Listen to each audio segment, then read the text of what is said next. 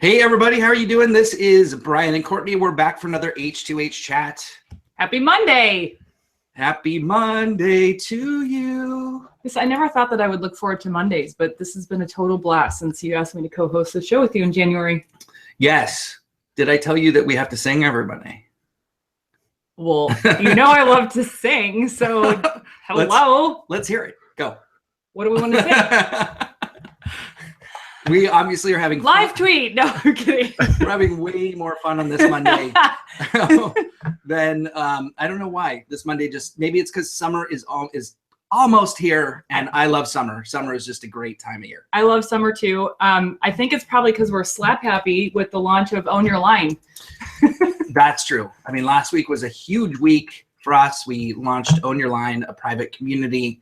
And we worked, I don't think there was a moment we did not work, including Friday night till whenever and Saturday. We have been, and we didn't, I don't think we're pissed about it. We actually were having fun. Totally. I'm having a blast. That's not normal for me, if we're being honest. Which is why I think we're super excited to talk to Michael today, because he makes it easy for businesses to do business with their customers, and in turn that delights their customers and turns into loyalty and repeat business. So wow. The great thing about making it easy is that it's not easy to make things easy, which is why I dare you to say that again. That's a very meta statement, but and so we can't wait to hear from Michael how he's working with his clients to really go in and pull back the veil and sort of identify the things that are obstructing the easy button inside a business.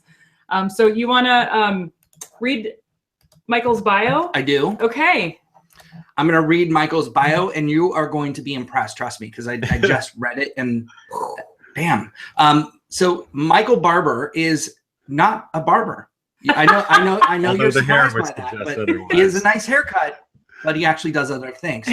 He's the founder of Barber and Hewitt, an agency dedicated to helping brands craft solid creative ideas that continuously engage customers and flawlessly orchestrate their execution across channels and partners.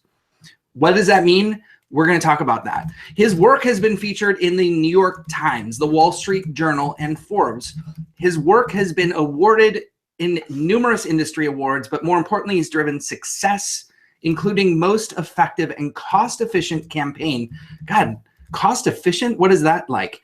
Right. In the history of a Fortune 500 company, 160 times return on ad spend and $10 million earned, not dollars, and 10 million earned in media impressions within the first month of a new product launch.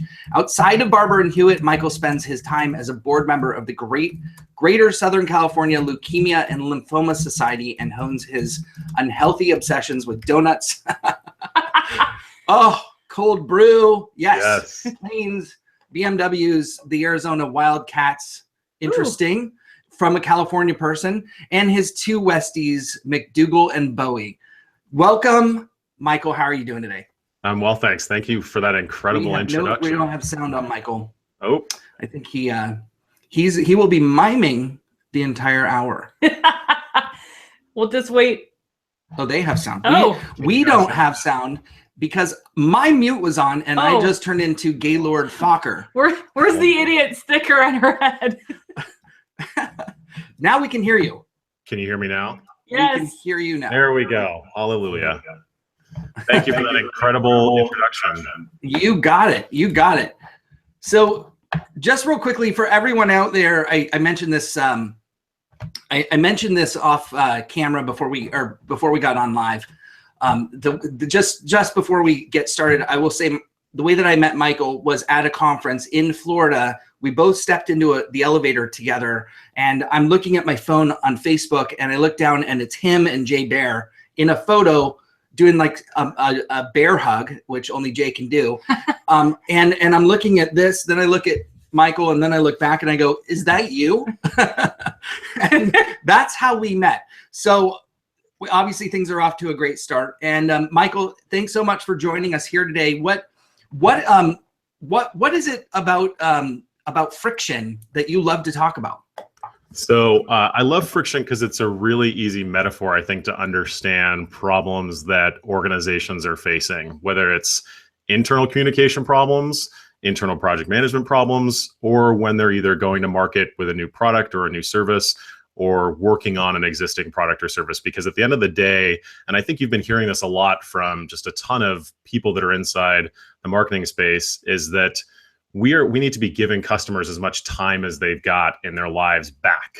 You know, they are getting bombarded by notifications. I don't know if you have a smartphone, which I'm guessing all of you do, but the one thing that you're getting bombarded with every single second is notifications from social media, from brands apps, from your text messaging platform, from your kids, from your family, from email, right?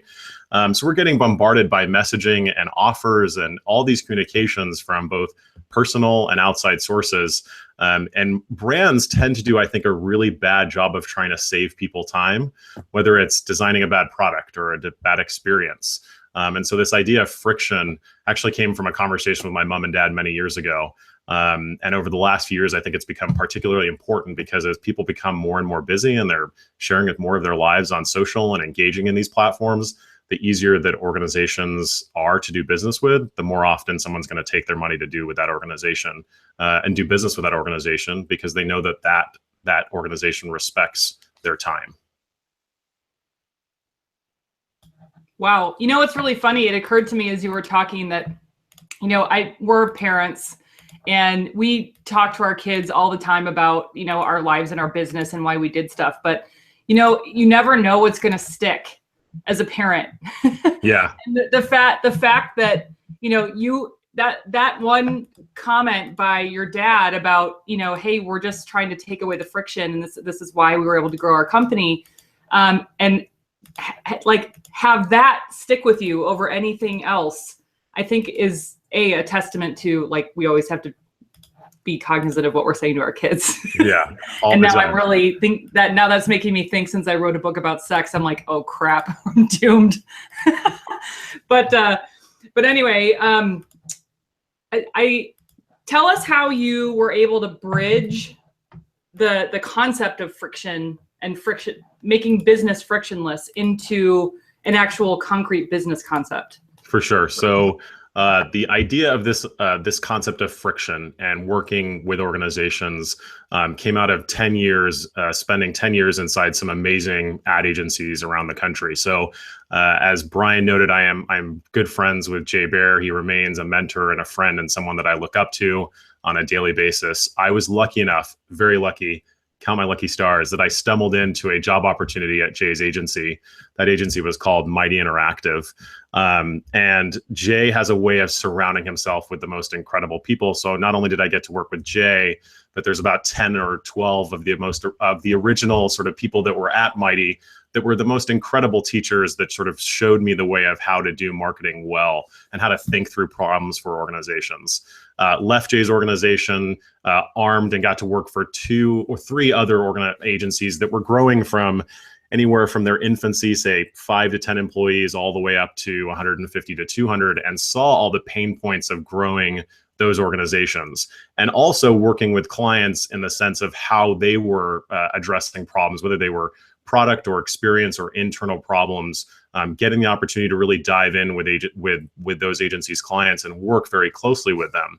And so this idea of crafting and building an organization that could help companies create easier and time-efficient experiences, either inside their organization or outside, came through 10 years of that experience at agencies. Because if you have worked with an agency, whether you're a small brand or a big brand, you know there are some things that just make it painfully hard to work with agencies, whether it's the way that it's the way that work is created, whether it's billing, the way that things are structured from a billing perspective and a compensation perspective. We wanted to take those pain points away and try and do business differently. But also that was the core tenet of starting Barber and Hewitt, was to help organizations create better experiences and better strategy for their organizations. So we split our organization into basically 2 focuses. We help agencies that are struggling with problems inside of their organization. Maybe they haven't executed a project well, or they're trying to integrate a new service line inside their organization and they don't understand how to do that. That's one thing we do well. The second thing we do well is work with organizations that are trying to create either better experiences for their customers or potentially create better experiences inside of their organizations so that hopefully the experiences that they can provide to customers are better because of the fact that they've got more engaged, more happy employees that are doing the job in a better way. And so that was where the genesis came from, was really spending a lot of time, a decade-long career inside of organizations that I didn't think worked particularly well. How do we change that? And two, getting experience with some great brands early on in my career that provided a really good context to bring these types of services to the marketplace and clients that we had good working relationships for many years. I can tell you as an agency owner myself, and being friends over the years with many, many other agency owners, there's something to be said about, the typical agency owner, at least one that I've found, is probably either a creative or, someone who saw this like panacea of advertising as like this Mad Men-ish big creative experience. And so we decided that we wanted to go it on our own. And to my experience, for the most part, these types of creative people are not business people. Yeah. And I think that's probably the first issue I would guess. But given that you've worked with so many of these agencies, I'm sure that you've been able to identify some trends within there about why things, top 3 reasons why agencies are making it difficult for their customers. I love this question. So this is a perfect question. And I think this gets back to maybe not how they're making it difficult, but how they make their own lives difficult. And that impacts the work. So the biggest single trend that we see is is this number of 30. We haven't pinpointed exactly what it caught, where that tipping point happens, but typically around the number of 30 individuals inside an ad agency, there is this tipping point, if you will, from an agency that is largely profitable, that's doing good work, that can maintain client relationships, that can maintain a really good culture inside their organization. And then around that 30 period, things get really difficult.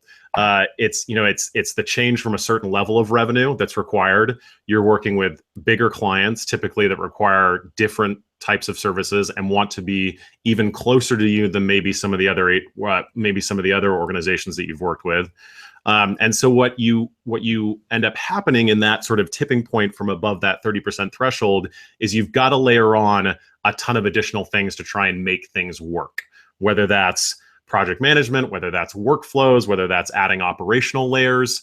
And a lot of agencies owners miss those steps around that sort of 30 mark as they start having to think a lot more about the business aspects of running an agency and less about the creative side. And that makes them not enjoy the experience anymore. So the agency almost becomes burdensome for them, and they don't know how to deal with that sort of experience.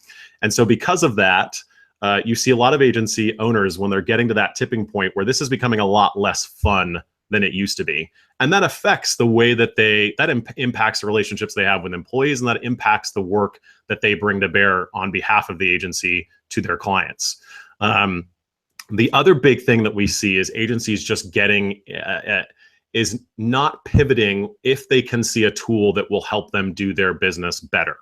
So I think a lot of agency owners particularly get very focused on identifying the silver bullet. And often there is not a silver bullet that will help make an agency run better. It's multiple different, if you will, for lack of a better term, bullets that will help that agency work better.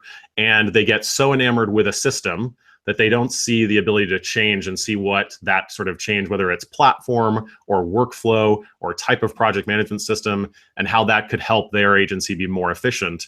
And that causes a ton of issues downline, whether it's profitability, margins, all sorts of things. The third key trend that we see, and this gets back to a lot of the fact that we are still in this transformation around digital, is that you don't have a lot of agency owners that have taken the time to really learn what does digital mean and what is the impact that it's having on organizations, not only just yours as an agency, but the impact that it's having on your clients, the way that their customers are approaching them, the way that work gets done inside of their organizations. And so they lose sight of that opportunity to really help pivot their business, because there's no agency in the world today that can be coming to market with solutions for clients that doesn't understand how digital fits into either that client's organization or the way that customers experience that brand on behalf of that client. So you've got this rule of 30, right? That there's this tipping point that agency owners start to lose it and they don't know how to functionally deal with a bigger size agency. Then you've got these old processes and platforms that they don't want to move off because they're either too scared or just feel like it's too much work. And the last is you are still dealing with a fundamental transition for a lot of agency owners that don't understand the impact and the dramatic shift that's happened in our world over the last 10 to 15 years, even though we are a decade plus into this transition. Yeah. So I'm curious, let's start back at the very first thing that you said, actually, which is what I think is one of the most desirable things for every company out there, which is like you said, having fun. And when you start to lose the fun, then almost everything else falls by the wayside. So I'm curious, how do you climb back up from that? How do you get fun back in? I mean, obviously without having more beer, or more ice cream socials, or whatever it is that drives, you would think, more fun, but you're talking about a different kind of fun, right? Yes, we're talking about specifically for an agency owner, is how do they get the fun back? Because that, I think, impacts so many parts of the organization. And then I'll get to kind of the employee answer of this and sort of how you do it from a cultural perspective. For an agency owner, I think the biggest single thing that they start to get concerned with is a lack of control as their organization grows in size. It's the burden of more things to do, if you will. More people, more process, more clients, more revenue. It's the burden of more. What they don't realize is they've got to learn to give away parts of things that they have held on to for so long. And they've got to figure out the parts that they don't really like. So there are typically like left brain and right brain people in this world. The creative sides, they should go focus on creative, and they should go find a really good operational CFO, COO type of role that can take over the financial or operational aspects and help the organization run better so that they don't have to worry about those things. If they are completely opposite, then they need to go find that person, that creative individual that can bring better creative chops to the team, because more than anything, what we sell as agencies is ideas. Everything that goes around it, right, is just sort of additional, cherries on top of the whipped cream. And so an agency owner's got to understand, like, what am I good at and what do I like and what do I like doing? And if they can understand that and go fill the roles for the parts that make their job less fun, I think that's half the battle. Finding those individuals is a whole nother story, and we could go on for an hour around how you do that. But for an agency owner, that's that place. They've got to learn to let things go and bring in resources that can help them do the things that they don't like to do. On a cultural side, it's got nothing to do with beer. It's got nothing to do with, it's got nothing to do with more socials. It's got nothing to do with the weekly meetings. And it has everything, I think, to do with one thing, and that is how do you give employees number one, opportunities inside the organization to grow? Because I think a lot of agency employees think that the only way to grow is to hop to that next agency and that next position. So how do you fundamentally help people grow inside of their roles and understand too what's the impact that they're having inside the organization, so that they understand, this is the work that I do, this is how that impacts a client, and this is how it impacts our success. And I don't think that gets celebrated quite enough, more than happy hour on a Friday. Oh, we have a garage inside of our agency. There's cool wooden desks. Like, all of this crap that you see agencies position themselves, those aren't things that employees care about much more these days than an understanding of the impact that they make inside and outside and on the success of an organization. That is where you get back to culturalistic aspects of what makes people tick and makes them want to come to work every single day, because they understand that that's the impact that they're having. And so I think that in a roundabout way to answer that question from both the agency owner side and also from a cultural side, I hope is helpful and insightful to answering that particular question. What about different age groups? Especially now millennials. They I just triggered Courtney. But they each want something different. How do you see the frictions versus the frictionless of age demographics? So I think what's interesting, particularly around this question of demographics, is usually, and I'm not saying this is the case for everyone, is the younger the demo, the easier they usually are or open to changing. And so, we harp on millennials, I think, a lot. And by the way, I fall into that group. And so I understand very tangibly where that group comes from, although I'm on the higher end of the spectrum, I might add. But it's really, they are if we're speaking agency specifically, which is where we have most of our experience, but I think this is probably applicable in all businesses, is the lower we get on the demographics, so the younger that we get, they're typically open to change. They are more accustomed to change in their lives. They are able to pivot, I think, a lot easier, whether that is pivoting their focus or their role or how they go about executing things inside their organizations. They're much more, I think, accustomed to and understand and appreciate change than I think older demographics maybe. That may not mean that they make the best decisions, right, amongst that change that's happening, and they have to be taught that. But if we're talking demographically of specifically inside of an agency, you typically see the younger demos much more accustomed to, hey, let's think of business in a different way. Let's think of this creative exercise in a different way. Let's look at other ways that we could be executing projects or managing projects through our organization in a different way, more than you do the quote unquote, for lack of a better term, the old guard.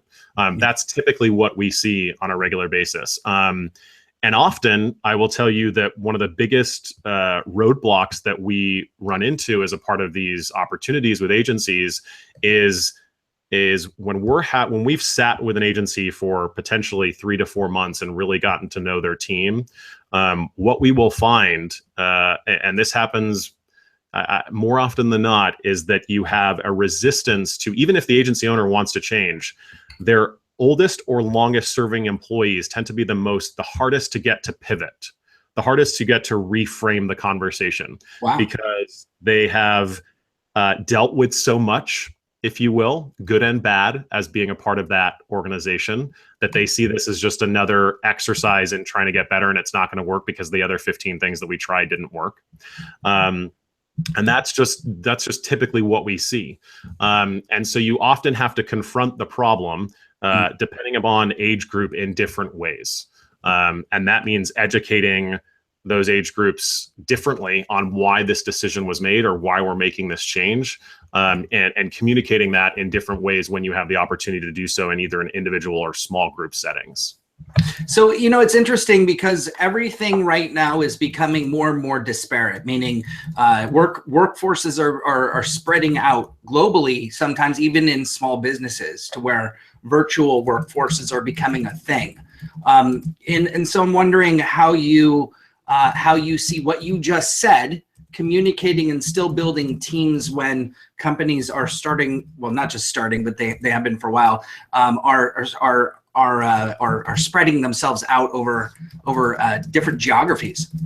I think that there is massive value in face-to-face. I don't think that there's an organization, even if they are distributed, that shouldn't be spending time and investing in the opportunity to bring their teams together, whether that's once a year or twice a year or however many times you can do it, regardless of distribution. And there are ways to create cohesion and create culture wherever people are.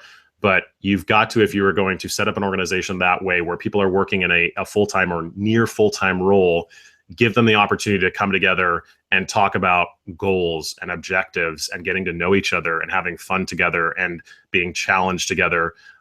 Because if they don't, you won't get that glue that I think is necessary and that buy-in from employees to be able to execute whatever your vision is as a business owner, whether you're an agency or, XYZ type of organization. So I can't at the very least discount that if you've got the ability to do it, you should be bringing those teams together at least once a year to go through and help build those relationships. Right. We used to say that a company that gets drunk together stays together. I mean, that's a very good way of putting it. But you look at, I mean, there's great examples of this, Buffer or Hustle or any number, Litmus, which is an email design platform. Something like 65% of their workforce is outside of Boston, where their headquarters is. And the way that every single one of their employees talks about the brand, the way that they communicate, the way that they present themselves is exactly the same, regardless of who you're talking to. And it's because they've built the ability to bring their teams together as much as they can. And the other part of it is giving them abilities to have frictionless communication amongst each others, whether that's building tools that you do in-house, or if it's a Slack or an Asana or whatever that tool is, it's building something where that culture and that employee communication can happen in a central repository, not in email, not in phone calls, although those things matter as well. But when you're sharing information about organization, when you're distributing, things that people need to know, that it can happen in a shared environment, so everybody understands that this is how we're handling this and here's why. Oh, that's so true. We actually use Asana in our own client work too, and it made such a huge difference when we adopted that on an agency level. So it really did help project management, communication, efficiency, productivity, all the stuff that they probably list on their website. Yeah, we use Asana here at Barber and Hewitt, and also we actually just got our largest client's entire marketing team on it this year. Oh, wow. Which was a huge win. This is a client that I've had a relationship for a long, long time, and we dealt mostly in email and Dropbox, and that's been a challenge for a number of years. And so, helping organizations understand how these tools can not only help their teams internally, save them money, save them time, but create cohesion amongst their employees, create culture amongst their employees, a shared nomenclature, a shared working language. It has been also, I think, incredibly beneficial to see that happen and be able to do that with one of our biggest organizations that we work with on a regular basis. Right. So there's the other side to this. We've talked about the fun, the productivity, but there's also the left brain meets right brain actual work, the projects, the stuff that you're counting on to make a profit, and you're doing it in probably one of the hardest. I'm saying this because we do it all the time too, where you're trying to produce an outcome to a project that is going to rock a campaign or an outcome to whatever it is that you've designed, right, in your creative brief from the get-go. Yeah. But getting from point A to point Z is like, to me, it's like construction. Like you start with nothing and build. And it's almost awe-inspiring to me that even a building can be built, and the right corners and the right things are all in place. So when you're building a campaign, I mean, it's really artistic value meets business to a desired outcome. How do you see that having evolved? How have you seen that evolve, and how do you see it evolving over time to where are projects going, and how are we going to build these things better, faster, and more efficient without losing creativity? So I think this will come from more sources of info, and that's an easy way of a longer answer, which I'll start on. So specifically in the agency realm, but you're seeing other organizations do this too. It used to be that you had the brief, right? And you had a creative team, and that single creative team is the one that worked on whatever those outputs were. And then traffic took it and executed it, and so on and so forth. Project was billed. If you've been in an agency, you know this workflow. What you're seeing, I think, big and small agencies do more often than not is bring in more to bear to a project right off the bat rather than less. So a good example of this is if we think of there is one agency in particular, which I won't name, that I think does this really well. They bring in multiple different teams at the beginning of an opportunity, multiple different creative teams that'll have an art director, a copywriter, a strategist, a developer, or someone that that understands how these things, a digital strategist, if you will, that knows how to execute this regardless of medium or channel. And they bring multiple smaller teams together that hopefully will have more diversity and bring more knowledge to the project. All of those teams then have the ability to go back and then think about the project, pitch, and based on brief, what the client thinks, maybe things that are test well or survey well. That's the ultimate idea that's brought to bear on the marketplace. And I think this concept of bringing smaller teams that work together on individual projects at the onset of a project more often works well than having the big team or the one-hit team that only has a certain way of thinking or a certain way of, the way that they approach creative solutions. I think is much more impactful these days than simply having that single team come to bear every single time. Because you're going to have creatives and different creative teams that I think will solve problems in much more unique ways, especially when there's some diversity, whether that's demographic, psychographic, racial diversity amongst those teams, sexual diversity on those teams, so that you have different points of view that can come to bear for those solutions. And I think you're seeing some of the best agencies in the world, the big ones, the name ones that you can just pull out of your head, do that well. But then you're starting to see that effect trickle down at smaller shops as well, that are creating small little strategic teams inside of them that may have, an account manager, a developer, a strategist, and a creative. And there may be multiple roles of those individuals that they bring together to help clients solve solutions. So that, I think, has been one sort of trend, if you will, that could help those sorts of issues, right? How do we not only conceptualize the work, but also how do we get it done and produce whatever it is that we're looking for that'll have the biggest impact, so that we're not causing more work than necessary for one single team and only getting an outcome that we would typically get from that single team. Yeah, well, I think that concept is absolutely relatable across any organization, not just agencies. I mean, you never know where a good idea is going to come from, or the nugget of an idea. And also, too, those different perspectives are so necessary given the diversity of even applications that this whatever big idea would be consumed in. Yeah, and I think that's a really good point for two reasons. That concept of a good idea can come from anywhere. I think that there are two things as it relates to this friction topic: is how do you take that idea and distribute it inside the organization so it can be operationalized effectively, and how do you give credit where credit is due? I think that takes a type of an organization that understands it doesn't matter where that idea comes from, whether it's the intern that's making nothing. Hopefully they're making something and have a parking pass, but usually they're making nothing. Or if it's the highest paid individual in the room, it doesn't matter where that idea comes from. It's the kudos is given, and it's how do we distribute that idea so that everyone can coalesce around it and potentially build on it. Yep, I think that is the foundation for strong ideas. And you brought up a really good point, which is giving credit where credit's due. And we have a question actually from Top Cat, who's watching with us. Thank you for joining. They ask, in creative agencies, ideas can be scarce sometimes, so competition for credit due can create cutthroat dynamics. How can you get around this? I think the cutthroat dynamics come from the top down. If you are a team, in the sense of a team, it should not matter where that idea comes from, right? And I think in most shops, at least the ones that I've worked at and had the ability to go into and work with, 95% of the time, you've got people that are all in this together, because the success of the group, especially at a small to medium-sized shop, is the success of that shop, period. Whether the lights are on or the lights are off. A little bit less as the agency gets bigger, but the fact remains that is usually the case for any organization. Usually that cutthroat nature is coming from a top-down threshold.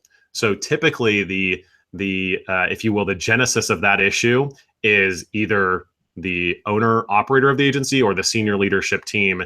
And that idea of being cutthroat is coming from there, because my hope is that you should not have to be competing as a team for who gets the idea at the end of the day, because the idea that gets selected is more often than not, a client's hunch rather than something that's data informed or should be the right decision. You see bad ideas executed all the time, especially recently. Think Pepsi ad or any example that's been similar to that in the last 20 years. Sometimes the worst idea does come to fruition. And unfortunately, there are probably a million reasons why that happens. But I think within our shops, we've got to cultivate this idea that it doesn't matter where it comes from, that we're working as a group, because as a group, we can succeed a lot better than us doing this single-handedly. But if that cutthroat nature is coming from the top down, then that's an organizational issue that either that individual, Top Cat, has got to, there's one of two ways to handle this. You either find a better place to work, because I don't think good ideas come out of those types of agencies, although sometimes they do. Or you've got to figure out where that issue is coming from, whether it's a specific team or a specific individual member of the team that creates that issue, and figure out a way to try and work through that cutthroat nature. Because at the end of the day, either the group succeeds or the group doesn't, especially within small to medium-sized shops. Mm-hmm. How do you deliver that kind of news when you reveal, uncover in your work, like awkward? So one thing we've gotten very good at is figuring out the right types of organizations to work with. But early on, we would start the conversation when we would get past our research and phase, and we would sit down with senior leaders. And I would say at the very beginning of these conversations, we would say, there are going to be things in here you're not going to like. There are specific recommendations that may be related to you as an individual, or you as a group, if you will, the collective we as a senior leadership team. You guys get to make the decisions at the end of the day if you like these or not, and whether or not you're going to think about them, internalize them, and figure out ways to solve those issues. It's up to you. We're simply the observers of this behavior and telling you that when we see these types of behaviors, this is typically causes X, Y, and Z, and we don't want those things to happen.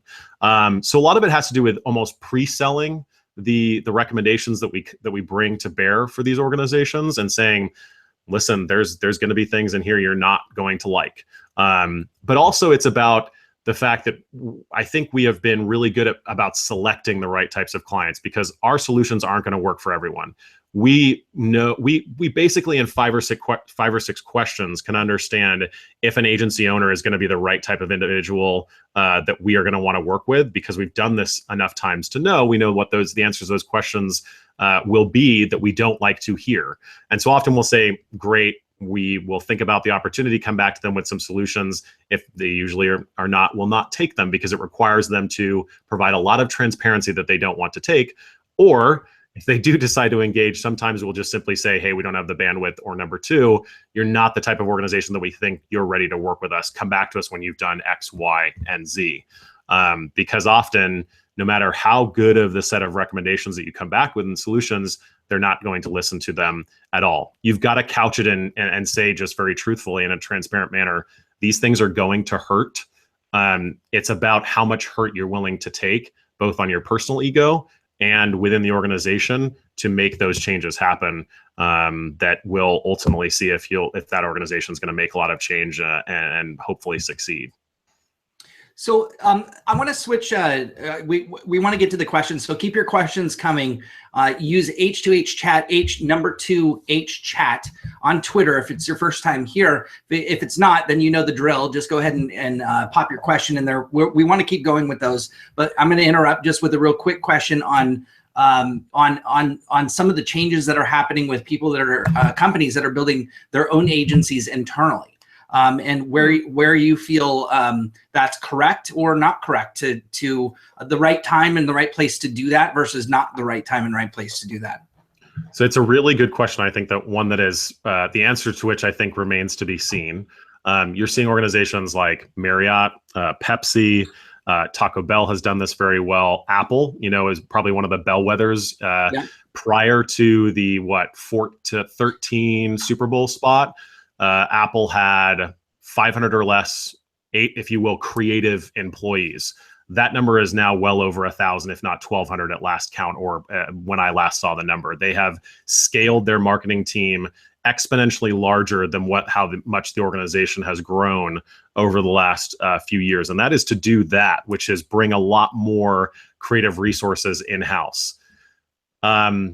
I think the success of those efforts remains to be seen. You've seen examples where, similar to the question that Courtney talked about related to Top Cat's question, is the angle has been for some organizations, well, we think we can do this better with our own creative resources.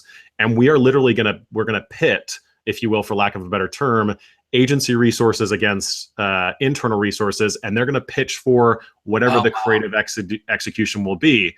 And that that creates a fundamental conflict with an agency and client right off the bat. There's a lack of trust. There's a lack of, well, are we getting the same brief, or are we getting the same insights? Do we know as much? So the success of having bigger marketing teams that are doing more insides of organizations from a creative respect and an ideation respect, I think remains to be seen. But that being said, I think that there are tactics, marketing tactics, where that is absolutely necessary. We are well beyond the scope of agencies, quote unquote, managing or community managing the social presence or online community aspects of brands. That, in my head, needs to be done in-house. You need to be as reactive as possible. You need to be on it as fast as possible. You need to be managing those communities and those social channels as much as you can. And it needs to come from a source that can have an immediate reaction. And often that is not an agency resource that can act that way. So social, bringing in social from a tactical perspective, from a management perspective and community perspective, is something I think that organizations need to do. And it's not a quote unquote line item or service that agencies can do very well for organizations these days. And I think that's the same for a lot of different tactics that agencies and organizations work together on. So I know we've talked about big agencies, and it seems like now more than ever, the contractor, freelance economy, solopreneur, entrepreneur, creative economy is just becoming so huge. So you can rest medicine. Yes. I don't think that they do rest. No. That's the thing. I'm wondering, they have the opposite challenge where they're burdened with a lack of resources or a lack of budget support on their end. Do you have any advice about how they can make life easier for their customers? Sure. A couple of ways that we try and do things. Well, first of all, I would make your relationships with your customers as close as possible. In that sense, open the kimono. This is how we manage projects. Come into our instance. You will be a part of the team. You will see the workflows that are happening. You'll see the work. I think that does two things that are helpful for freelancers and solopreneurs and these types of individuals. We are one of those types of individuals. Is it brings the client closer to the process, which a lot of clients appreciate. They want to be able to see that you're not going into a black box and doing nothing for a long, long time and then just popping out whatever you pop out, whether it's a website or an idea or some user interface that you're designing. And I think, two, it allows you to get closer as the solo entrepreneur or the freelancer to get closer to your clients and understand where their feedback is at multiple different touch points in the process. And so exposing the organization to saying, hey, this is where we do project management. This is where our billing is. If you have questions, and almost setting up, if you will, a kickoff that allows them to understand, here are all the touch points of how we make things easier to work with you, is the one thing I would tell a freelancer to do, is make sure you've got buttoned up. This is how we work. This is how we bill. This is how we execute, so that there are no questions around how you operate. The only questions should come from, or comments should be about the work itself. How you engage should be as frictionless as possible in terms of execution, management, billing, and all of those sort of additional surrounding things that we as freelancers or small teams have to do for organizations. Make that easier for you, whether that's choosing a project management system where all your work is, whether that's setting up, here's when we respond, physically saying, here's when we respond to emails or texts or phone calls. Here is how billing's handled. It comes on this date. It comes from this place. These are our billing terms. Because a lot of the times, I think where freelancers fall down is in the operational aspects. It's not in the executional aspects of the work. Often the work is better than some of the best teams or organizations that are doing similar things as them. It's the inability to work with them, whether it's access to them, like being able to just have a conversation, whether it's seeing how the work is done and how it builds, right? We did this, we did that, and we did this to get to this output, right? How you sell that aspect. And then two, it's all those additional things that are happening on the side, the billing, the engagement, any legal, those sorts of things. Make that as easy as possible. There's such a difference between in-house versus out of house as well when it comes to billing. When you think about profit margin in-house, they really just care about the end product. yes, they care about their bottom line, but you know what I mean? And Yep. when you're with an agency, it really is about, I mean, and this is where I'd love to hear your thoughts, but it's about the billable hour, if you will. And how does that fall at the end of the day when the project is done? Where do we make our money or not? And that maybe that one shift, that one thing is what's holding the agencies back. Do you agree? Yes and no. I think this depends on the type of agency and the relationship that agency has with its clients. If you've got a long-standing relationship with a client, or you've got a roster of work that can bring you to bear from a sales aspect much easier than other agencies, then I think you have a right to charge different structures that work well for your organization. Because one, if you've got the relationship with the client, you can have those conversations that hopefully move you past a billable hour structure and get you towards more of either here's how much this particular engagement costs, or here's the value that engagement brings to the organization. If you have that relationship, that sort of conversation is easier. That conversation is also easier if you have great work that you can say, this is what we've done in the past. This is how we've worked with clients in the past. But specifically around in-house and third party and this idea of billing and understanding profitability and things like that, this is where we run into some really tough questions that have got to get answered at an industry whole. Because as you said, inside of organizations, they don't care at the end of the day, where they care about marginal revenue is on the product side. It's not on the actual doing the work side inside of the organization. Usually smart organizations that are run by MBAs that are looking for those sorts of things, sure, those exist and they do happen, but they're few and far between. Inside of an agency, the biggest single thing that we care about usually as agency owners is that marginal revenue aspects of the output of the physical project. And often it's way too hard to compete on keeping those margins where we need to, comparing them to what work could get done inside of an organization. And never mind that we have overhead and a bunch of other things that don't get counted in terms of a value perspective inside of an organization versus what we deal with as a third party or a vendor or hopefully a partner of that organization. And I think this is just one of the questions that's getting battered around and changed as we speak. We know that the idea of retainer long-term relationships is slowly going away for most clients. That's happening at big agency level, the Omnicoms, Publicis of the world, and the conglomerates, and that's happening, even in conversations we have as a team of three, and that's happening everywhere. When we talk to agency owners, this conversation around retainers versus number of hours versus fixed fee versus value is happening at all facets.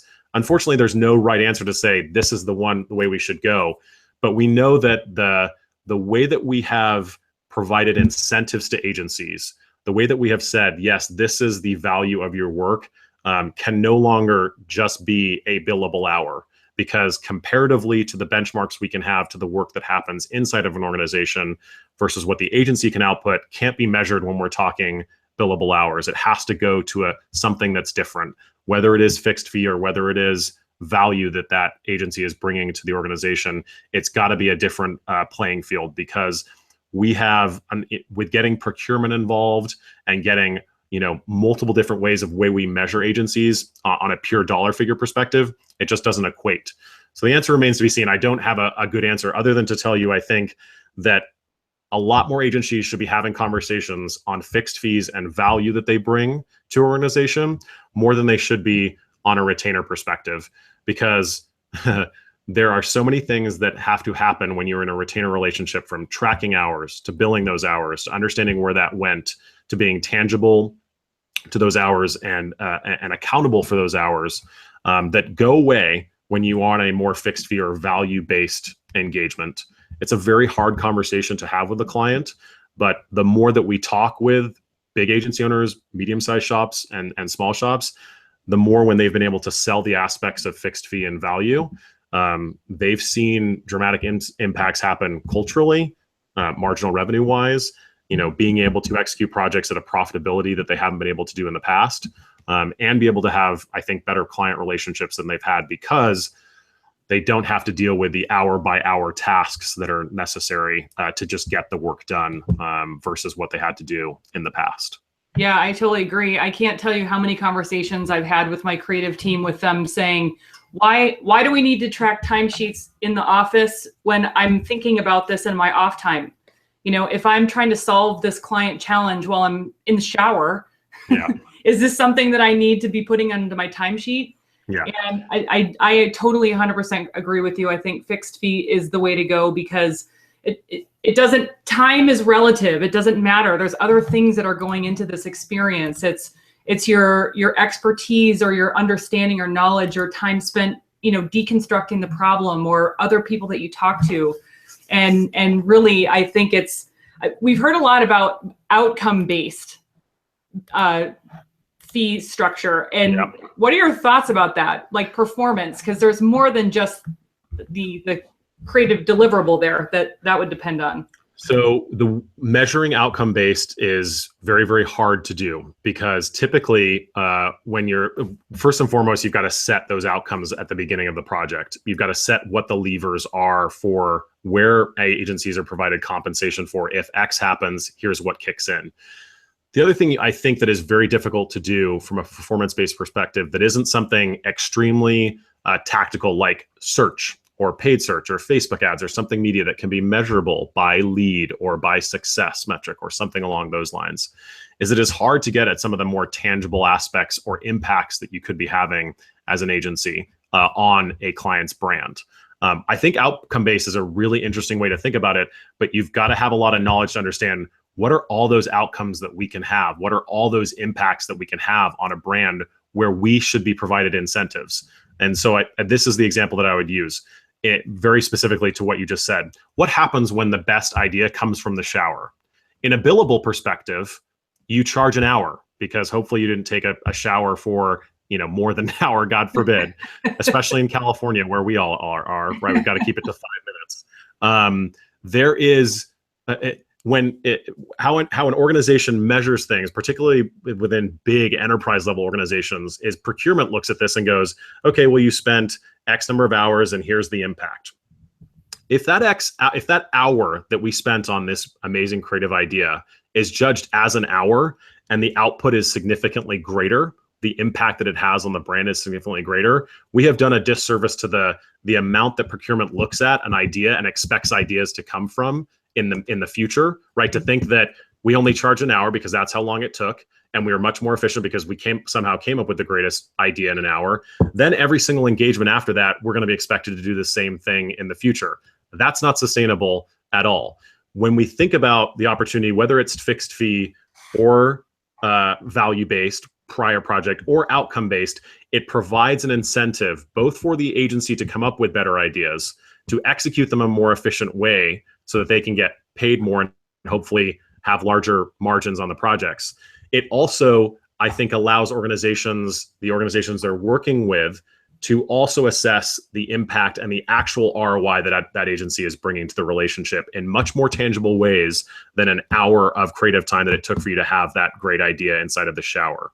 And so the downline impacts that I think that it can have for both agencies and clients, whether it's fixed fee, whether it's value-based upfront, or whether it's an outcome-based structure, are much more tangible to the way that our relationships work currently and in the future than looking at it from a retainer or hour-based structure. My only concern with outcomes is I think agencies don't think of all the outcomes that they could have on brands. For the sake of example, if that great idea produces 10 million free social mentions, did we put in like some sort of metric that is an outcome of just that, right? Maybe we worked on an email campaign that went, for lack of, don't hang me on Twitter for this, but went viral because there was something super cool about it. Did we put in the line item to our email SOW or work order that if this thing, if we get social mentions or if this thing is shared 40,000 times, what's the impact that had on the organization? If we didn't think about those outcomes prior to the outcome happening, we have just lost a ton of opportunity as an agency. So we've got to be really good. And if we're going to shift to an outcome-based solution or an outcome-based revenue generator opportunity for us, that we think about all the little things that could be outcomes of the work that we're doing as agencies. Yeah, I totally agree. I mean, we have a saying in the agency that you market to the head, or market to the heart and sell to the head.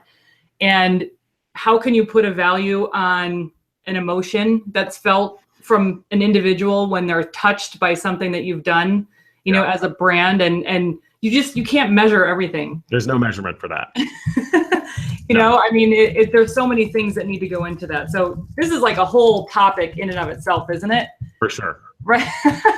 Like, and it is shifting a lot too, because I know that there's a lot of other agencies and, you know, even freelancers that are struggling with this about how to bill and how to also turn a profit at the same time, because as we also used to say, we're a business, we're not a nonprofit.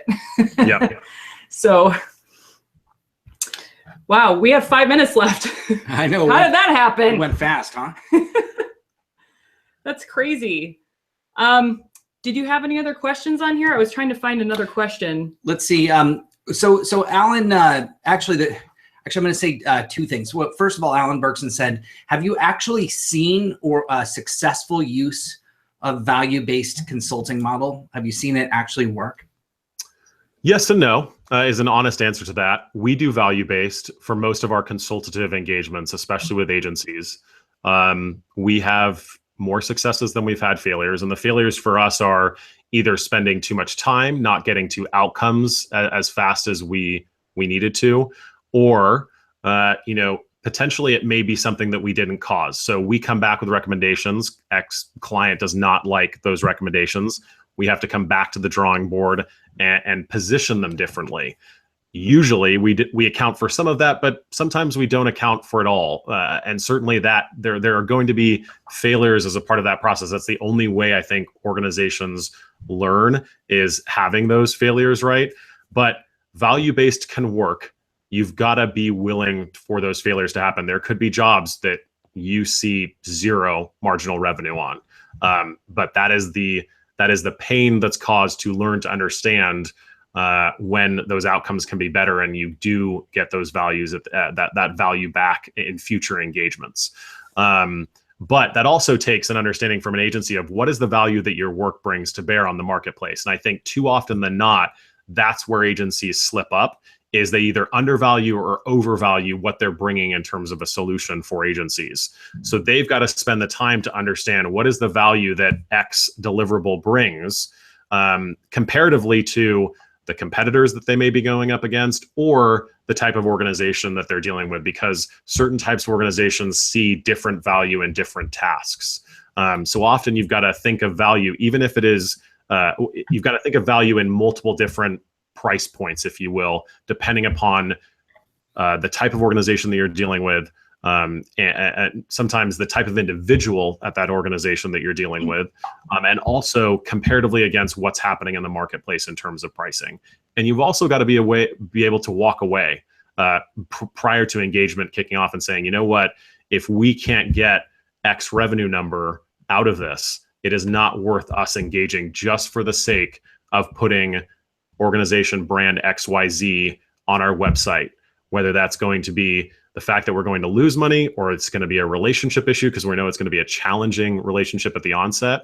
There are just certain things you've got to make sure you've got buttoned up before you move towards a value-based model. But although I am certainly preaching the aspects of fixed fee, value, and outcome, it takes trial and error. And sometimes that error is painful.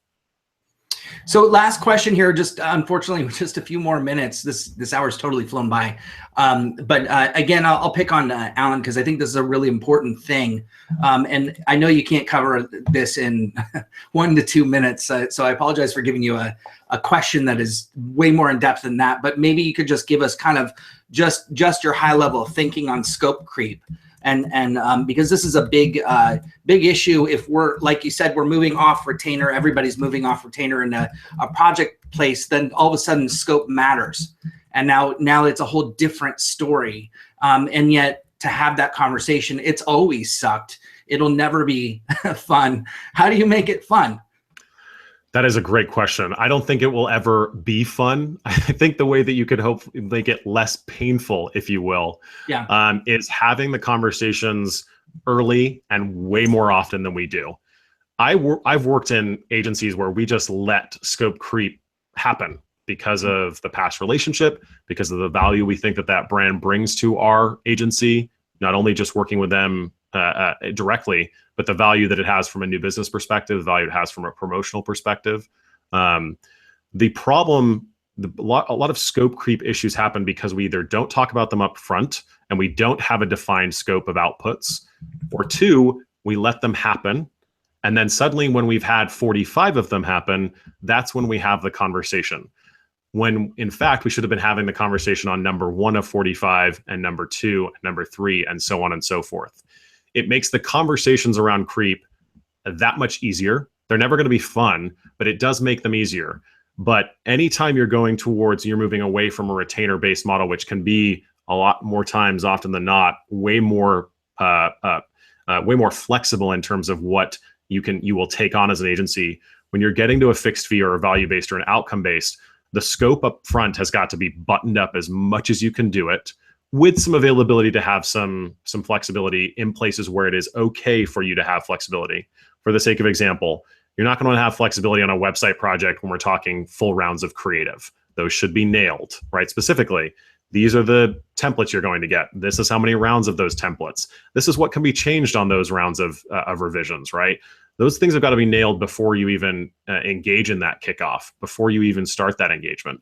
But then the point that I'm trying to make is that those conversations get easier and the relationship becomes stronger when you can have a scope creep conversation right the first time that it happens and every single time that it does. So you can just point those things out and decide as an agency and a client, are we going to eat this or are we going to bill for it? And those are just conversations you're going to have to start to think about. But the more often that you do them, the easier this conversation gets. Well, that is a great place to leave off here.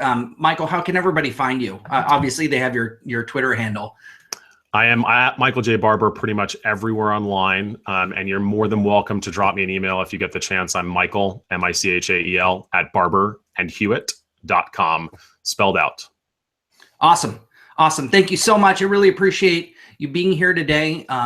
Stay on for just a second here after. And to everybody out there, thank you so much for joining us for another H2H chat.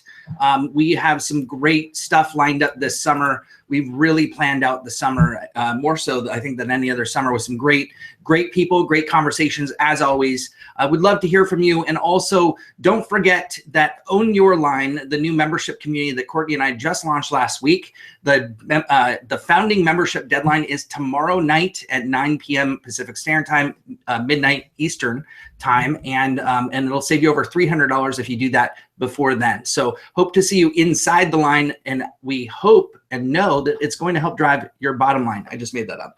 Okay, so we'll work on messaging. So thank you guys once again. Really appreciate seeing you here again, and we'll see you same time, same place next week. Cheers. Bye.